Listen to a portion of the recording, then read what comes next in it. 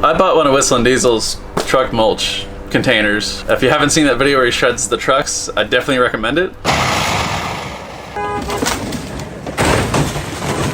There's definitely a huge variety of what you could have ended up with. He's even giving away opportunities to like go see him. This particular jar is a paid trip to WDHQ. And different money levels. I'm not sure how many of each money amount there was. The highest option was like 50 grand. This card, oh, that is beautiful. $50,000 card going in. Yeah, that's $50,000. I have no idea what I'm gonna end up with. We're gonna open it up and find out together what this is. The worst one was gonna be 1 penny and like an empty jar was the joke. So I don't know if he actually did that. So hopefully that's not what I got.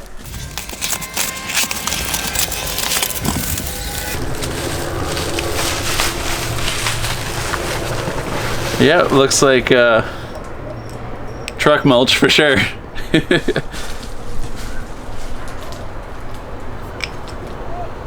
So it says do not open, but he may have put that on all of them. So.